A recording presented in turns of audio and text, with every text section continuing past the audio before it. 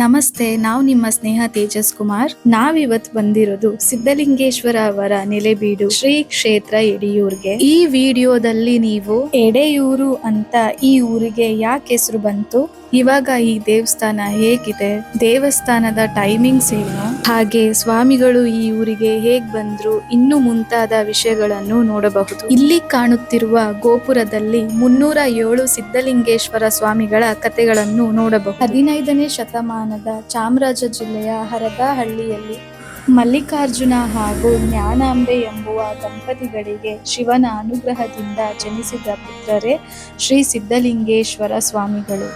ಸಿದ್ಧಲಿಂಗೇಶ್ವರ ಸ್ವಾಮಿಗಳು ಲೋಕ ಸಂಚಾರ ಮಾಡಿ ಜ್ಞಾನ ಪಡಿಬೇಕು ಅಂತ ಇಡೀ ಭಾರತವನ್ನೇ ಸಂಚಾರ ಮಾಡಿ ನಂತರ ದಿನಗಳಲ್ಲಿ ಶಿವಯೋಗ ಶಿವಭಕ್ತಿ ಪ್ರಚಾರ ಮಾಡಲು ತೊಡಗಿದರು. ನಂತರ ಹಾಗೆ ಪ್ರಚಾರ ಮುಂದುವರೆಸಿ ಕೆಗ್ಗರೆಗೆ ಬರುತ್ತಾರೆ. ಅಲ್ಲಿ ನಂಬಿ ಅಣ್ಣ ಎಂಬುವ ವ್ಯಕ್ತಿಯು ಊಟಕ್ಕೆ ಕರೆಯುತ್ತಾರೆ. ಹಾಗೆಯೇ ನಾನು ಬರುವವರೆಗೂ ಇಲ್ಲಿಯೇ ಇರಿ ಎಂದು ಹೇಳುತ್ತಾರೆ. ಸ್ವಾಮಿಗಳು ಆಗಲಿ ಎಂದು ಶಿವನ ಜಪ ಮುಂದುವರಿಸುತ್ತಾರೆ. ನಂಬಿ ಅಣ್ಣ ಊಟದ ವ್ಯವಸ್ಥೆ ಮಾಡಿಸಲು ಮನೆಗೆ ಬಂದಾಗ ಕಳ್ಳರ ವಿರುದ್ಧ ಯುದ್ಧ ಮಾಡುವ ಸಂದರ್ಭ ಬರುತ್ತದೆ. ಆ ಯುದ್ಧದಲ್ಲಿ ನಂಬಿ ಅಣ್ಣ ಬಂದಿಯಾಗುತ್ತಾರೆ. ಸುಮಾರು ವರ್ಷಗಳು ಕಳೆದ ಮೇಲೆ ನಂಬಿ ಅಣ್ಣನಿಗೆ ಬಿಡುಗಡೆ ಸಿಗುತ್ತದೆ. ಅವರು ಮತ್ತೆ ತೋಟದ ಹತ್ತಿರ ಬಂದಾಗ ಅಲ್ಲಿ ಒಂದು ಹಸುವು ತನಗೆ ತಾನೇ ಒಂದು ಹುತ್ತಕ್ಕೆ ಹಾಲು ಎರೆಯುತ್ತಿರುತ್ತದೆ. ಅದನ್ನು ಕಂಡ ನಂಬಿ ಅಣ್ಣ ಊರಿನಲ್ಲಿರುವ ಎಲ್ಲಾ ಹಸುಗಳ ಹಾಲನ್ನು ಸಂಗ್ರಹಿಸಿ ಹುತ್ತವನ್ನು ಕರಗಿಸುತ್ತಾರೆ. ಸತತ 12 ವರ್ಷಗಳ ಕಾಲ ತಪಸ್ಸಿನಲ್ಲಿದ್ದ ಸ್ವಾಮಿಗಳಿಗೆ ಮನೆಗೆ ಕರೆದುಕೊಂಡು ಹೋಗಿ ಊಟಕ್ಕೆ ಬಡಿಸುತ್ತಾರೆ. ಊಟ ಮುಗಿಸಿ ಅಲ್ಲಿಂದ ಸ್ವಾಮಿಗಳು ಮತ್ತೆ ಪ್ರಚಾರಕ್ಕೆ ಹೊರಟಾಗ ಕೊಡುಗೆ ಎಂಬ ಹಳ್ಳಿಯಲ್ಲಿ ಇರುತ್ತಾರೆ.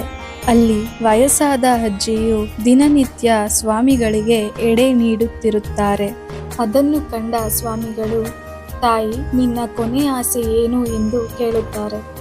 ಸ್ವಾಮಿ, ನಾನು ಇರುವವರೆಗೂ ನಿಮ್ಮ ಸೇವೆ ಮಾಡುತ್ತಾ ಶಿವನ ಪಾದ ಸೇರೋದೇ ನನ್ನ ಕೊನೆ ಆಸೆ ಎಂದು ಅಜ್ಜಿಯು ಹೇಳುತ್ತಾರೆ.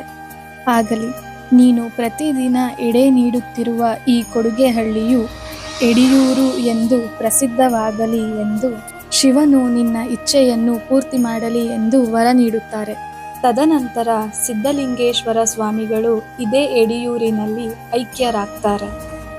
ಐಕ್ಯರಾಗುವ ಮುನ್ನ ತನ್ನ ಶಿಷ್ಯಂದಿರಿಗೆ ವಿಭೂತಿ ಗಟ್ಟಿಯನ್ನು ನೀಡುತ್ತಾರೆ. ಆ ವಿಭೂತಿ ಗಟ್ಟಿಯನ್ನು ಕೂಡ ನಾವು ಈ ದೇವಸ್ಥಾನದಲ್ಲಿ ನೋಡ್ಬೋದು. ಇದಿಷ್ಟು ಸಿದ್ಧಲಿಂಗೇಶ್ವರ ಸ್ವಾಮಿಗಳು ಎಡೆಯೂರಿನಲ್ಲಿ ಐಕ್ಯರಾದ ಮಾಹಿತಿ. ಹಾಗೆ ಸಿದ್ಧಲಿಂಗೇಶ್ವರ ಸ್ವಾಮಿಗಳ ಜೀವಂತ ಗದ್ದುಗೆ ಗರ್ಭಗುಡಿಯಲ್ಲಿ ನೋಡಬಹುದು. ಹಾಗೆ ಶ್ರೀ ವೀರಭದ್ರ ಸ್ವಾಮಿ ಮತ್ತು ಭದ್ರಕಾಳಿ ಅಮ್ಮನವರ ದೇವಸ್ಥಾನವೂ ಇದೆ. ಬೆಳಗ್ಗೆ 5:30 ಇಂದ ಸಂಜೆ 8:30ವರೆಗೂ ದೇವಸ್ಥಾನ ಓಪನ್ ಇರುತ್ತೆ. ಮತ್ತೆ 12:45 1:15 ದೇವರ ದರ್ಶನ ಇರೋದಿಲ್ಲ. ನೀವೇನಾದ್ರೂ ಲಿಂಗು ತಗೋಬೇಕು ಅಂದ್ರೆ, ಹಾಗೆ ದೇವ್ರಿಗೆ ಚದ್ರಸ ಬಿಡಿಸ್ಬೇಕು ಅಂದ್ರೆ ಇದೇ ದೇವಸ್ಥಾನದಲ್ಲಿ ಮಾಡ್ಕೊಡ್ತಾರೆ.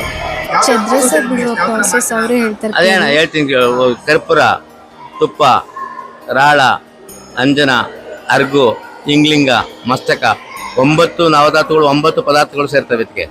ಇದನ್ನೆಲ್ಲ ಒಟ್ಟಿಗೆ ಸೇರಿಸಿ ಇದನ್ನೆಲ್ಲ ಒಳಕಲ್ಗೆ ಹಾಕೊಂಡು ಕಾಯಿಸಿ ಇದು ಮಾಡಿಕೊಂಡು ಚಚ್ಚಿ ಅದು ಹದ ಮಾಡಿಕೊಂಡು ಕಂತೆ ತಯಾರು ಮಾಡೋದು.